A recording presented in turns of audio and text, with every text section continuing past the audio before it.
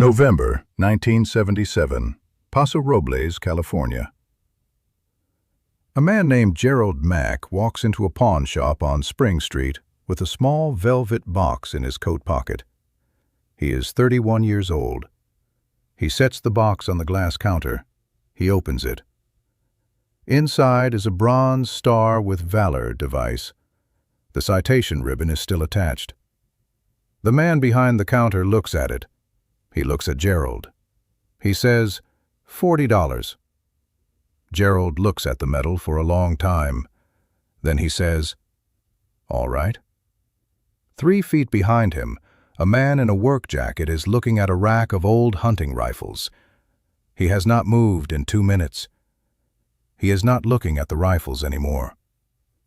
Here is the story. Gerald Mack was born in Paso Robles in 1946. His father worked the vineyards south of town. His mother took in ironing. He was the second of 4 children. He was not a remarkable student. He was not a remarkable athlete.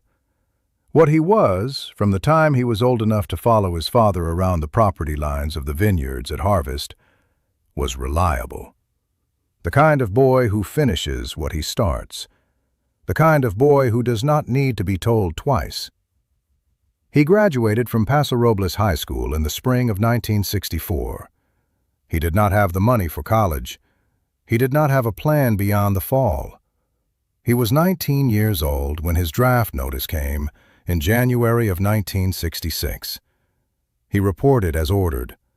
He was processed at Fort Ord and shipped to Fort Benning, and shipped from Fort Benning to Tan Son Nhut Air Base outside Saigon in the spring of 1966. He served 2 tours with the 25th Infantry Division. He came home in the spring of 1968. He was 22 years old. He had a bronze Star with Valor device in a velvet box and a hearing problem in his left ear, and a way of sitting in rooms with his back to the wall that his mother noticed before he had been home a week. She did not mention it. She fed him. She let him sleep. She let him find his own way back to whatever came next. What came next was 9 years of trying to make the math work in a town where the vineyards hired seasonal labor and the packing houses paid by the hour. And a man with 2 tours of Vietnam and no college degree and a bad left ear was not the first person anyone called. He had a wife named Sandra. He had married her the summer he came home, quickly, the way men marry when they have come back from somewhere they do not want to go back to and want something solid to hold. Sandra was a good woman. She had waited. She had written letters every week for 2 years. She had kept a photograph of him on the dresser and told everyone who asked that he was coming home, and she knew it. She was right. He came home. They married. They had a son in 1970 and a daughter in 1972. They rented a small house on the east side of Paso Robles with a yard the boy could run in. Gerald worked whatever work came. The packing house for 3 years, a lumber yard for 2, a gas station on the highway for 1.5 years until the owner sold it to a chain and the chain brought in its own people. By the fall of 1977, he was doing day labor at a construction site north of town and coming home with dust in his boots and $12 in his pocket, and a tiredness that was not the tiredness of a man who had worked hard, but the tiredness of a man who could not see the end of the row. The hearing aid the VA had fitted him for cost $48 a year to maintain. The left ear had gotten worse. He had missed things at work. He had missed a foreman's instruction on a Thursday, and it had cost him 2 days of pay. He had $40.11 in the checking account. Sandra did not know. He had not told her. He had been carrying it the way men carry things when they do not know how to set them down. The velvet box had been on the shelf in the bedroom closet since 1968. He had not opened it in 4 years. He opened it on a Tuesday morning after Sandra took the children to school. He sat on the edge of the bed and looked at it for a while. He thought about the morning they had given it to him. He thought about what had happened on the morning that made them give it to him, And he put that thought somewhere else quickly, the way he had learned to do, the way a man learns to move a thought to a room in the back and close the door. He put the box in his coat pocket. He drove to Spring Street. Where are you watching from? Drop your state in the comments. I want to see how far this story reaches. The pawn shop on Spring Street was owned by a man named Howard Dills, who had run it for 22 years and knew what he was looking at when a man put a military medal on his counter.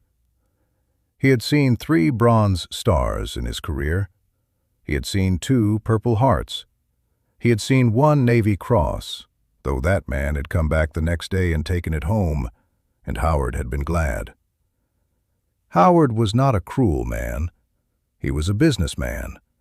The business was not kindness. The business was margin. He looked at Gerald Mack's medal. He looked at Gerald Mack. He said $40. He said it the way a man says a price he already knows is wrong, but is the price his business requires. The man in the work jacket at the rifle rack did not move. He was standing with one hand resting on the top rail of the rack, and his head turned slightly, and his eyes on the glass counter 15 feet away. He was not a large man. He was lean and long, and had the look of a man who had spent a great deal of time outdoors without making anything of it. He was wearing a canvas work jacket the color of old wheat and a plain wool cap pulled low, and he had not shaved in several days. He had come into Howard Dills's shop 20 minutes earlier looking for a particular model of bolt-action rifle he had been told Howard occasionally stocked. He had not found it. He had been about to leave when Gerald Mack came through the door. He had watched Gerald set the box on the counter. He had watched Gerald open it. He had seen Howard look at it. He had heard Howard say $40. He had not moved since. He was listening to something he had not planned to hear, and it was doing something to him that he could see no way around. The man was Clint Eastwood. He was 47 years old. He was between pictures. He had driven up from Carmel on a Tuesday because he wanted to look at rifles, and he did not want to drive to Monterey to do it, and he had heard Howard Dills knew his inventory. He had not told anyone where he was going. He had not brought anyone with him. He was standing in a pawn shop in Paso Robles in a wool cap and a canvas jacket, and he was 3 feet behind a man who was selling a bronze star for $40 because his VA hearing aid needed maintenance, and he had $12 in a checking account and could not tell his wife. Eastwood did not know any of this. He knew only what he had seen and heard. He knew the velvet box and the citation ribbon and the number 40, and the way Gerald Mack had looked at the medal before he said, "All right." That was enough. That was the whole of what he needed to know. He set his hand flat on the rifle rack. He turned from the rack. He walked to the counter. He stopped beside Gerald Mack. He looked at the medal in the open box. He looked at Howard Dills. He said, before Howard could reach for it, "What's the story on that medal?" Howard looked at him. Howard had not recognized him. Howard looked at Gerald. Gerald looked at the man beside him. Gerald said, "It's mine. I'm selling it." Eastwood looked at the citation ribbon. He looked at Gerald. He said, "What branch?" Gerald said, "Army, 25th Infantry, 2 tours." Eastwood nodded once. He said, "Where?" Gerald said, "Suchi." Eastwood looked at the counter. He was quiet for a moment, the way a man is quiet when something lands in him that he was not prepared for. He said, "How much is he giving you?" Gerald said, "40. Eastwood said, "Don't sell it." Gerald looked at him. He didn't know who this was. He saw a lean, older man in a work jacket who had been looking at hunting rifles. He said, "Mister, I need the $40. Eastwood said, I know. Don't sell it anyway. Have you ever had a stranger say 4 words to you that stopped the room completely? Not because the words were loud, because they were certain. The way a man says a thing when he has already decided and is just waiting for you to catch up. Gerald Mack stood at that counter for a moment without speaking. Howard Dills stood on the other side without speaking. The shop was quiet enough that you could hear the traffic on Spring Street through the plate glass. Then Eastwood reached into his jacket pocket. He brought out a plain leather wallet. He opened it on the counter. He counted out 4 $20 bills and set them in a row on the glass beside the open velvet box. He pushed them toward Howard. He said, "That's $80. I'm buying what he was going to sell you." Then he turned to Gerald. He said, "Close the box." Gerald did not move. Eastwood said it again, quieter. "Close the box." Gerald reached out slowly and folded the velvet lid down over the metal and the ribbon. He picked it up. He put it back in his coat pocket. Eastwood picked up the 4 20s from the counter and held them out to Gerald. He said, "The metal is worth more than either of us can put on a counter. This is for the hearing aid." Gerald looked at the money. He looked at the man. His jaw was tight. He said, "I don't take charity." Eastwood said, "It's not charity. It's what the VA should have covered." He held the money out and did not move. Gerald stood with the velvet box in his pocket and his hands at his sides, and he looked at the money for a long time. Then he took it. He did not say thank you right away. He looked at the floor. Then he looked up. He said, "Who are you?" Eastwood told him his name. Gerald looked at him. He said, "The actor?" Eastwood said yes. Gerald said, "I'll be damned." He was quiet for another moment. Then he said, "Why?" Eastwood said, "Because $40 is not the right number for what you did. That's all." He put his wallet back in his jacket. He nodded at Howard Dills. He walked to the door. He stopped with his hand on the frame. He turned back. He said, "Is there a coffee shop near here?" Gerald said, "Carlotta's, 2 blocks east." Eastwood said, "I'll buy the coffee if you've got 20 minutes. Gerald looked at him for a moment. Then he said, "I've got 20 minutes. They sat at a corner table at Carlotta's diner for 45 minutes. Gerald had a coffee. Eastwood had a coffee and a piece of pie he didn't finish. Nobody in the diner recognized Eastwood. He still had the wool cap on and the unshaved face and the canvas jacket, and he sat with his back slightly angled and his voice low, the way a man sits when he does not want to be a disturbance. He asked Gerald where he had served. Gerald told him. He asked about Cu Chi. Gerald told him about the tunnels and the heat and the particular quality of the silence before something happened that could not be taken back. He did not tell Eastwood what the Bronze Star was for. Eastwood did not ask. There are things men do not ask other men about, and that is one of them.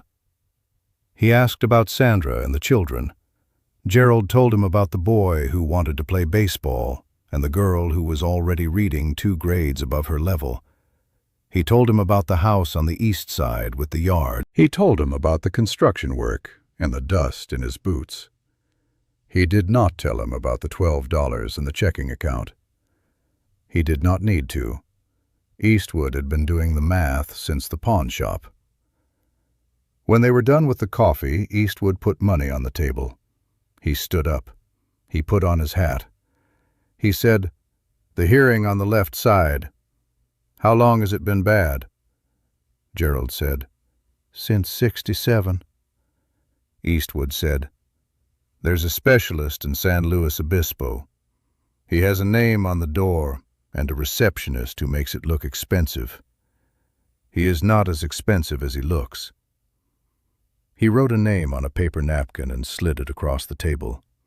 He said, "Tell him I sent you. He knows what veterans need, and he doesn't make them wait 3 months to find out he can help." He stood up from the table. He said, "Don't sell the medal, Gerald. Not for a hearing aid, not for a house payment, not for anything. Your kids are going to want to see it someday. Your grandkids are going to want to know what their grandfather did in Cu Chi in 1967. Don't let $40 be the reason they can't." Gerald picked up the napkin with the name on it. He folded it once and put it in his coat pocket beside the velvet box. He stood up. He put out his hand. Eastwood shook it once, hard.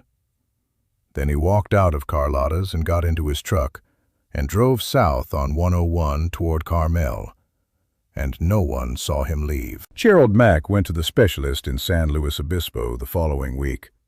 He gave the receptionist the name Eastwood had written on the napkin. The receptionist looked at it. She made a phone call to the back office. She came back to the desk. She told Gerald the doctor would see him the same afternoon. The examination took an hour. The fitting for a new hearing aid took another 40 minutes. When Gerald asked the receptionist at the end of it what he owed, she looked at her ledger. She looked at Gerald. She said the account had been settled. Gerald said he didn't understand. She said it had been settled in full that morning by phone before he arrived. She said there was nothing else he owed today or going forward for the maintenance of the device. Gerald stood at the counter with his coat and his hat and his hands at his sides, and he did not speak for a moment. Then he said, "Who settled it?" The receptionist said she wasn't able to say. Gerald said he understood. He put on his hat. He walked out. He sat in his truck in the parking lot for a while before he started the engine. He did not tell Sandra where the hearing aid had come from. He told her the VA had come through. He was not proud of the half-truth. He carried it quietly. Sandra did not press him. She was glad he could hear. The children were glad he could hear. The boy, who was 7, noticed immediately that his father turned his head differently at the dinner table. He asked why. Gerald said the doctor had fixed something. The boy nodded and went back to his dinner. Children accept the repair of their fathers without needing the full accounting. They know what matters. What matters is that the thing is fixed. The velvet box went back to the shelf in the bedroom closet. Gerald opened it once more the following Christmas, on a Sunday morning before the children were awake. He looked at it the way you look at something that came very close to being lost. Then he closed it. He put it back. He did not look at it again for 11 years. Gerald Mack found steadier work in 1978 when a construction firm in San Luis Obispo took him on full-time. He had the good left ear by then. He heard the instructions. He did not miss things. He worked his way to foreman by 1981. He bought the house on the east side from the landlord in 1983 when the landlord decided he was done with property and Gerald had saved enough for the down payment. He planted a garden in the yard his son had run in as a boy. He grew tomatoes and peppers and one fig tree that took 3 years to produce anything worth keeping. Sandra said it was too much trouble. Gerald said a thing that takes 3 years to be worth keeping is the best kind of thing. She let him keep it. He never tried to contact Clint Eastwood. He did not write a letter. He did not seek him out at a premiere or a public appearance. He thought about it once, in the early 80s, when one of Eastwood's pictures was playing at the theater in Paso Robles, and Gerald took the family to see it. He sat in the dark and watched the screen, and thought about a corner table at Carlotta's diner, and a paper napkin folded once, and a handshake. He thought about whether he owed the man something more than the handshake. He decided he did not. The man had not wanted something in return. A man who does not want something in return does not need a letter. He needs to be left the way he left himself, which is alone and quiet and driving south on 101. The boy, whose name was Thomas, joined the Navy in 1989. He served 6 years. He came home with his own discipline and his own quiet, and a preference for keeping his back to the wall in rooms that surprised Sandra because she had seen it before. She did not mention it. She fed him. She let him sleep. She let him find his own way back. Thomas married in 1997. He had 2 children of his own. In 2001, Gerald gave Thomas the velvet box. He sat him down at the kitchen table and put the box on the wood between them and told him what it was and where it came from. He told him about Ku Chi and the 25th Infantry and the morning in 1967 that he still moved to the back room with the door closed. Thomas listened without interrupting. When Gerald was done, Thomas opened the box. He looked at the metal for a long time. Then he looked at his father. He said, "Pop, you almost sold this for $40? Gerald said, "Yes." He said, "What stopped you?" Gerald thought about it. He said, "A man in a wool cap who was looking at hunting rifles." Thomas said, "Who was he?" Gerald said his name. Thomas looked at him. He said, "The actor?" Gerald said yes. Thomas shook his head slowly. He looked at the metal again. He closed the box. He said, "Pop, I want you to keep it." Gerald said it was Thomas's now. Thomas said, "No." He said, "Keep it until you don't need it anymore. And then I'll keep it until I don't need it anymore. And then your grandchildren will keep it. And none of us are going to put it on a counter." Gerald looked at his son for a moment. Then he nodded. He took the box back. He put it in his coat pocket, the same coat pocket it had ridden in on a Tuesday in November 1977, and he carried it home. Some men understand the weight of a thing only after they have come close to putting it down. Gerald Mack had come within a handshake of $40 and an empty shelf. What stopped it was a stranger with a wool cap and a canvas jacket, and $80 on a glass counter, and 4 words said quietly in a pawn shop in Paso Robles. "Don't sell it anyway." That is all it took. 4 words and the certainty behind them. The kind of certainty a man carries when he has thought, at some point in his life, about what it costs to put down something you cannot pick back up. Clint Eastwood had thought about that. You could hear it in the 4 words. He knew exactly what it cost. He had been paying attention his whole life to what things were worth and what they were not worth, and the difference between the two. $40 was not the right number. He said so. He walked out of a pawn shop in Paso Robles and drove south on 101, and never mentioned it to anyone, and never looked for thanks, and never needed the story to travel. But the story traveled anyway, because that is what true things do. They travel on their own. They find the people who need them. They arrive when the math has stopped working and the velvet box is on the counter, and the man behind the counter is saying $40, and someone 3 feet away is still paying attention. That was the kind of man Clint Eastwood was, and unfortunately, they do not make men like that anymore. If this story reached you, do me a favor. Pass it on. Share it with a veteran in your life, with the father who came home quiet, with the grandfather who never talked about what he did, but kept a small box on a shelf in the back of the closet. Hit that subscribe button if you haven't yet. There are more stories like this one, and every single one of them deserves to be told.